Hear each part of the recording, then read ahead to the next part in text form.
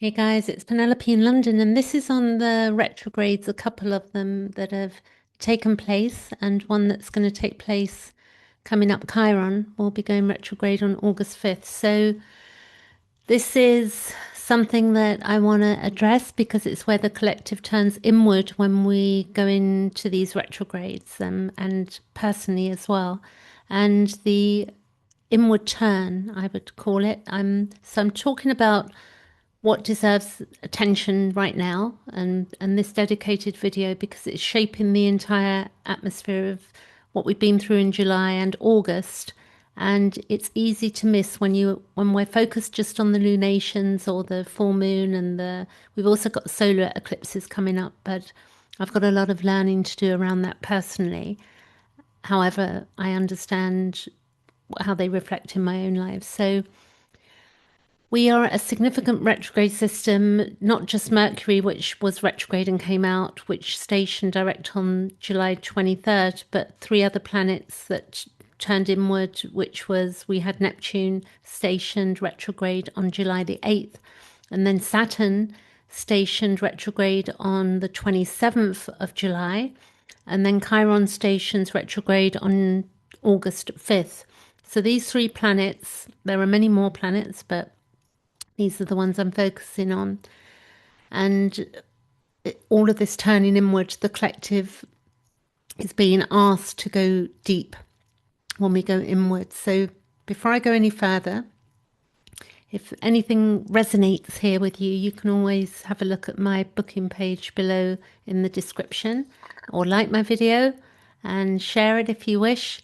So what a retrograde, going into what retrograde actually means. And before we look at each planet individually, it's worth saying something about what retrograde actually means at its most fundamental level, because the word has gathered a lot of anxiety around it, particularly since Mercury retrograde became something people joke about and dread in roughly equal measure, even though that happens like 3, 4 times a year. And a planet retrograde is not a planet malfunctioning.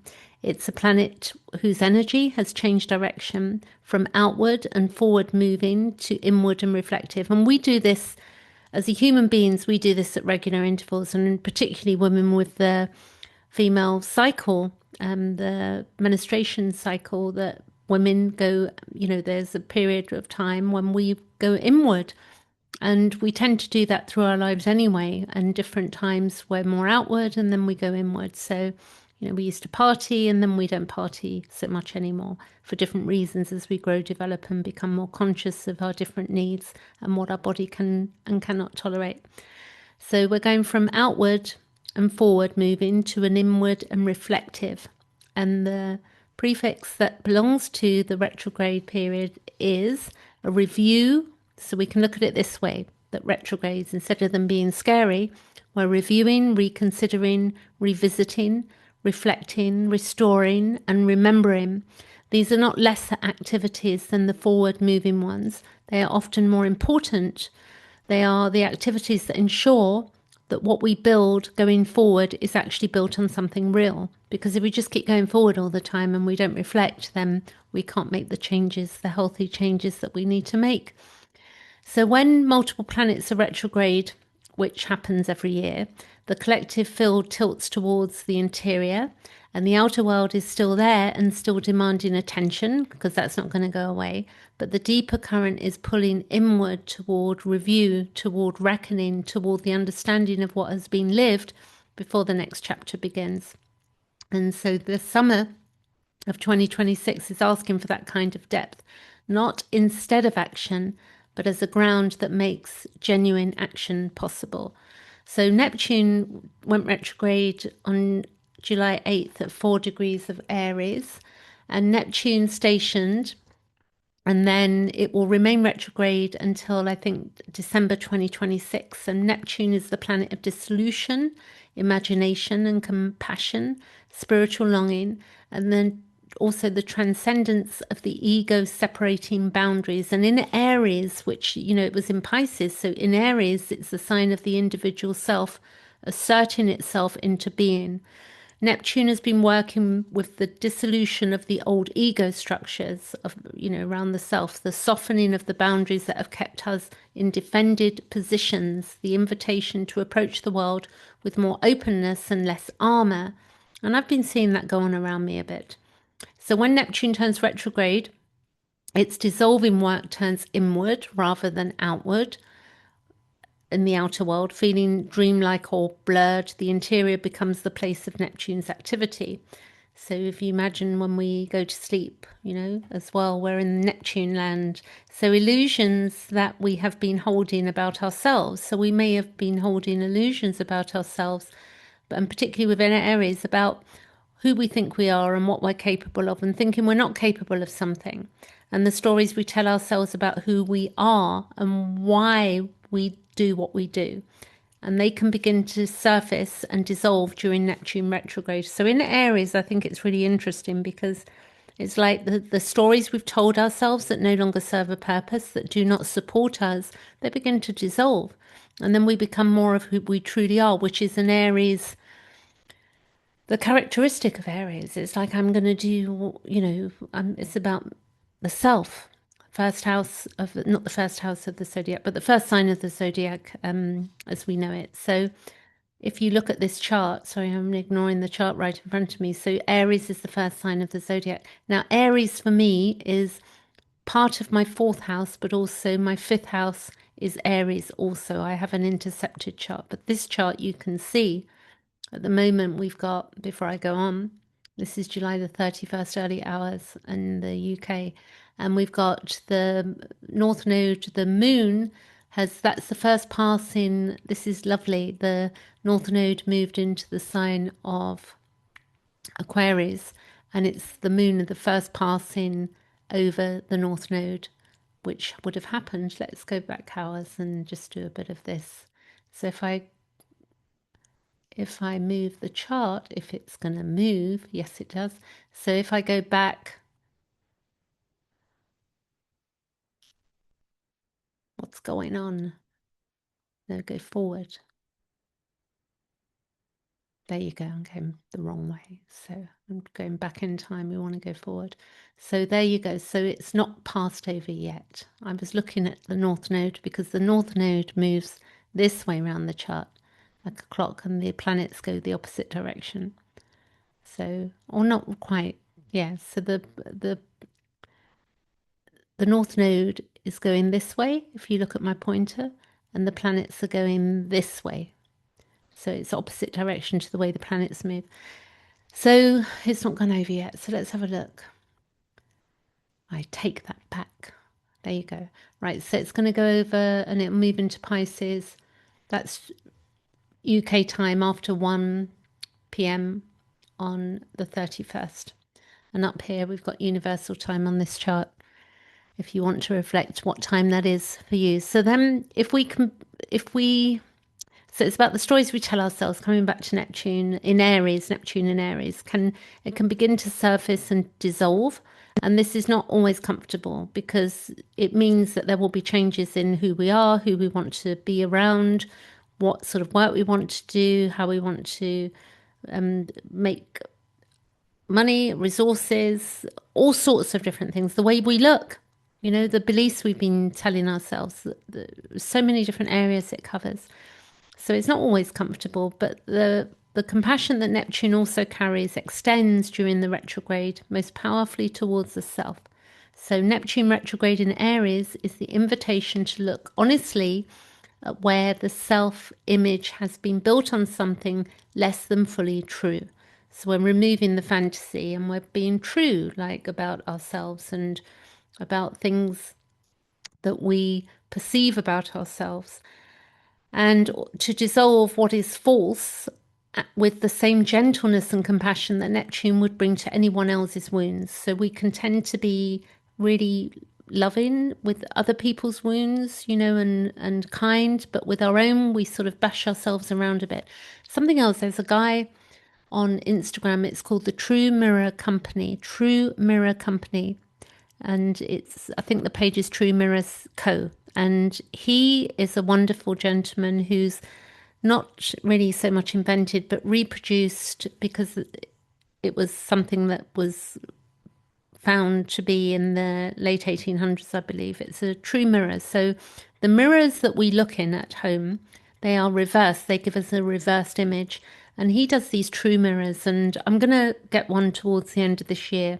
It's in a box. It's not like a flat mirror that we see that we have in our homes or in our bathrooms or wherever we have our mirrors. So it gives you a true reflection of how other people see you. So I suggest you check that out because I think this will be a big thing in the future, particularly with these Aries planets. It's like, who am I really? It's incredible to me that we're looking in mirrors that are not reflecting our true version of ourselves, the way other people would meet us. So these true mirrors, he's got beautiful footage where he goes around with this mirror, different parts of the world or different parts of the USA, and he has this at events, and then he has a discussion with people. So really stunning work he's doing for the world as well. So the next thing is Neptune retrograde is also a period when creative and spiritual inspiration tends to deepen. So we can, rather than it going outward, we can go inward, and the imagination can turn inward. Dreams can become more vivid and meaningful. Some of us will be born with Neptune retrograde, and some of us are not. There's no big deal. It's just that's because depends on what time of the month we're born and the years we're born. So the I've got Neptune retrograde and Pluto retrograde. And some people have got Saturn retrograde or Venus retrograde or Mercury retrograde. We're all different. So it's really looking at your own chart too. If you look for a little R sign on your chart next to the planets on AstroSeek or astro.com, you will be able to pick out what planets, your natal chart, what planets were retrograde at your birth. So the connection to the unconscious is, to the symbolic, to the numinous, and the numinous is the beauty and those magical moments of, angelic or magical moments. And all of this tends to be heightened during Neptune's retrograde phase. And it's a good time for the inner work, for journaling, for creative practices that do not require a public audience. And it's a quiet conversation between the self and whatever it understands as the sacred to each of us. Now, Saturn, a lot of people are interested and get really scared when Saturn goes retrograde. I used to be one of those people terrified of Saturn. And that may be because I've got Saturn in the fourth house, conjunct Chiron, which is pretty standard for, it happens every so often. And the year I was born, it was that I had that conjunction. So a lot of people who are the same age as me will have that conjunction, and then 30 odd years later or so, same as the Saturn in Pisces, people will have that. But the conjunctions take longer sometimes depending on the movement of the planet. So Saturn retrograde, July 27th at 14 degrees of Aries. And the day after, the North Node then entered Aquarius, and Jupiter was exactly opposite Pluto during this time. And that timing is worth sitting with. The most significant collective shift of the summer happened around July 26th. And then the very next day, Saturn turned inward. How fascinating is that? It's as though the collective framework is being asked to review its foundations because we've had so many changes the moment the new direction is set. And Saturn retrograde is also perhaps the most misunderstood, as I just said, that fear thing of planetary retrogrades, and partly because Saturn already carries a reputation of difficulty, and people assume that the retrograde makes that worse, and it does not. It changes the direction of Saturn's work. So rather than simply intensifying it, Saturn direct is externally orientated, and it's a taskmaster. And the demands, deadlines, the external structures being built or maintained, and the weight of responsibility pressing in from the outside, the authority figures who set the terms. And when Saturn turns retrograde, all of that internalizes the discipline, the accountability, the examination of where structures have failed or where foundations are shaky. All of it turns inwards. So we begin to look at our lives and we think, oh, I need to solve this, issue that I have. I need to solve this. We can begin to take accountability for where And, maybe discipline that we need. We've all got different things going on. It could be with working out, looking after our health, changing our diet, sorting out our finances, looking at our living conditions and how we live and who we live with, all of these different things. And it will be dependent on what house it's transiting for you as well. And then also, it gets more in depth when we start looking at what is Saturn, what other planets is Saturn working with at this time that this is going on. Is it trining? Is it squaring? Is it whatever it's doing? Is it in opposition to something, to our own natal planet? So Saturn retrograde in Aries is the questions that if it maybe was going to ask, I would say, where have I been avoiding taking responsibility for something I know needs addressing, and where has a structure I have been maintaining a habit, a commitment, a self-definition. We could be defining ourselves in a really warped way, and we've outgrown usefulness, and where something becomes a cage rather than containing for us the life that we want, and we don't need to live in this self-imposed cage anymore. This is part of Aries. It's like that bit of breaking free. Where am I governed by fear rather than genuine discipline? And discipline, that word can sound really, full on, but when we have disciplines, that we enjoy and that make our lives better, then there's more fruit to be gained from that. And also, where did we accept rules handed to us, authority figures, without ever really examining whether those rules are the ones we actually want to choose to live by? Because there's lots of rules that come out, governments, politicians, and all sorts of things, rules we're following that we didn't say, yeah, I want to go do that. But we just follow along and think we can't do anything about anything, which is absolutely not true.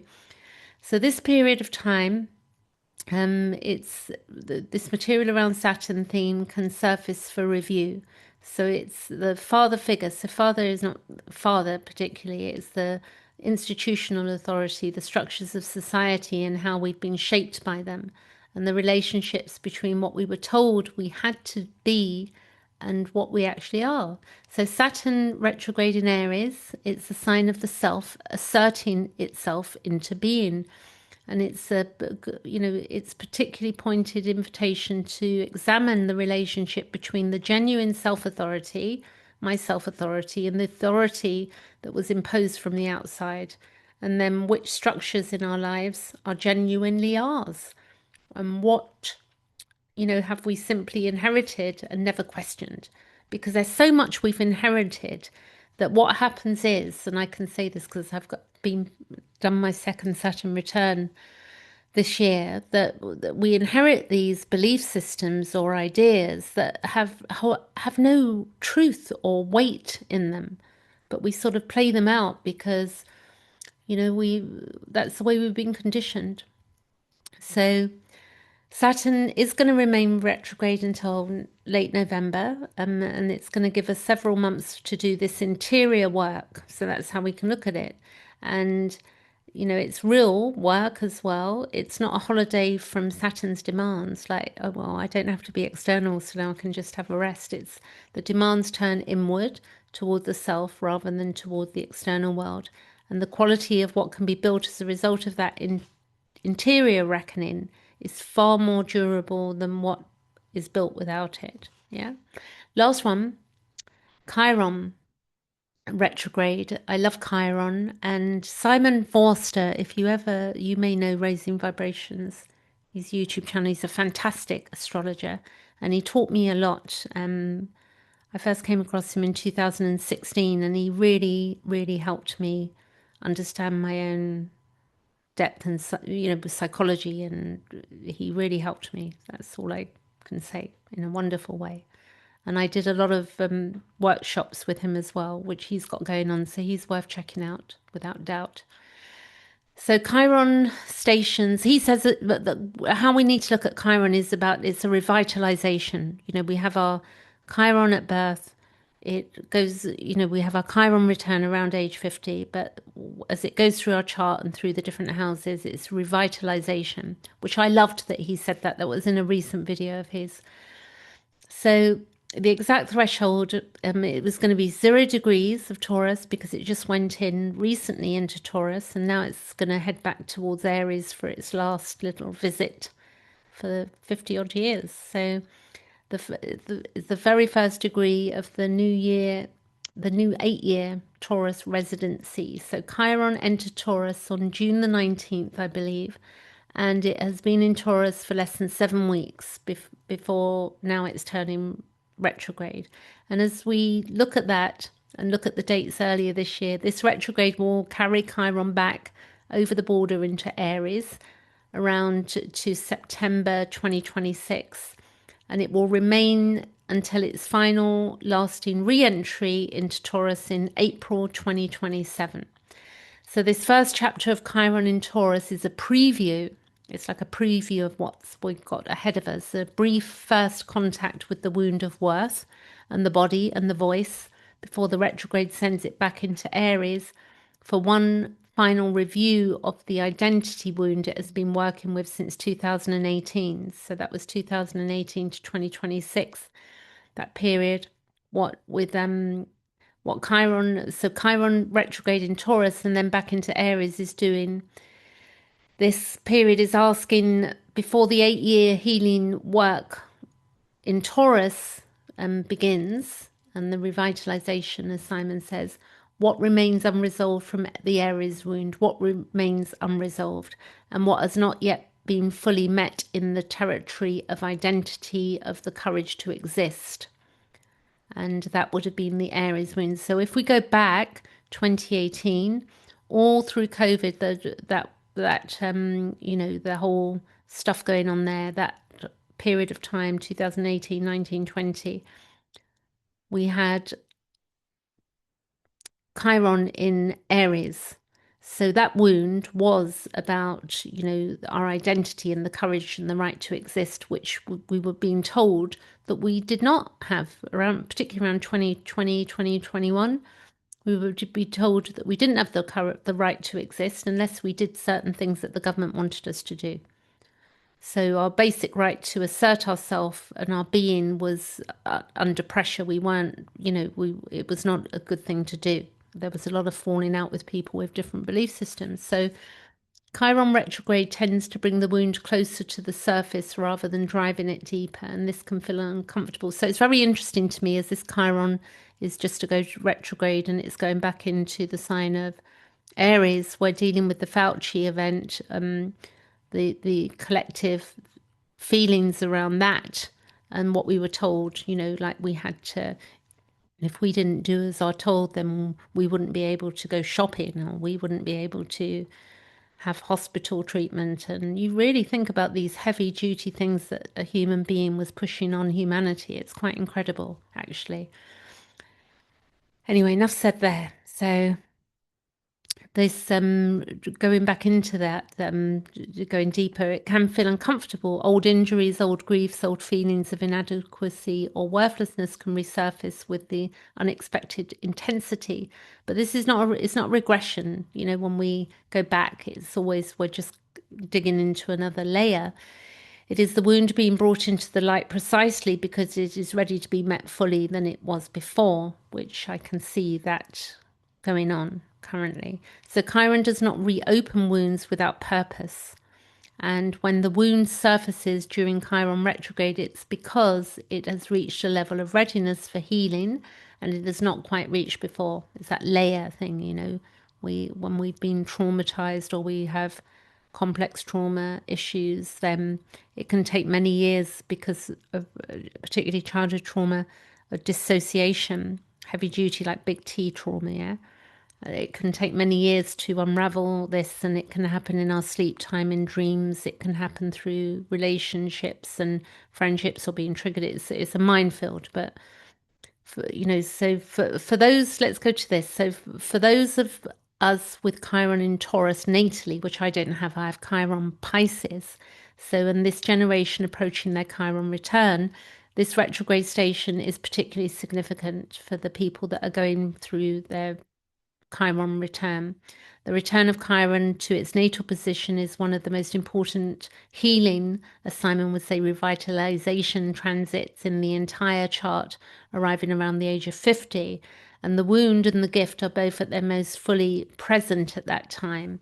So that's really beautiful to know. Like, it's not a scary time if one understands what we're trying to integrate. So the difficulties that we've not understood. It's our gift as well. It's, there are many gifts that we have. So we got 3 planets and 1 invitation, I reckon. So Neptune retrograde, Saturn retrograde, Chiron retrograde, alongside Pluto, which has been retrograde since earlier this year.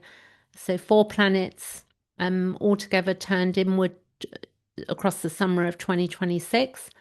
And the collective field is tilted strongly towards interior work right now, towards the review of what has been built and whether it is genuinely real.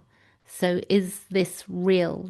Do I need to be this scared about things, as an example of what I'm seeing? Do I need to watch the news? Do I need to have all of my notifications on my phone in case I miss something? Do I need to be looking at my phone all the time? Ask yourself these questions. What is nurturing for you? So, towards the dissolution of what is false in our self understanding, towards the accountability that Saturn demands of the interior life, and toward the wound that Chiron is ready to bring into consciousness. So, this does not mean the outer world stops, it never does. But the deeper current of this summer, and running beneath this, all these events, the Jupiter-Pluto opposition, the North Node in Aquarius, the full moon on Pluto, which happened, just 2 days ago, is a sustained collective invitation to go inward, to review, to be honest with ourselves in ways that are more demanding than being honest with others. So being honest with ourselves. Do I really like this? What excites me? What do I want for myself? So these are questions we can ponder on, to allow what has been defended or avoided or managed from a distance to be finally met. So what am I defending? What am I avoiding? And what have I been managing from a distance, but really needs managing, properly. And this season, retrogrades, it's none of these things are about punishments. It's quite interesting. People think certain planets are, but I think in astrology we can all go through this phase of being, oh my God, what's going to happen? This is not a malfunction because, we, as an example, we're up, we've got 24 hours a day, we're awake so many hours of the day, and then we sleep at night for 8 hours. Roughly, I do. So I think most people do. And so that's the turning inward. So the turning inward is a natural way that we sustain ourselves. And it's the invitation of what's going on. So to be honest with ourselves in our ways, in ways that are more demanding than being honest with others. That's important. And then also the retrograde season, as we know, is here. So we're living it. So turning toward the root, checking the foundations, and allowing the underground work that makes the next season of growth, genuinely possible. So trust this inward turn. It's doing something real, and this is wonderful.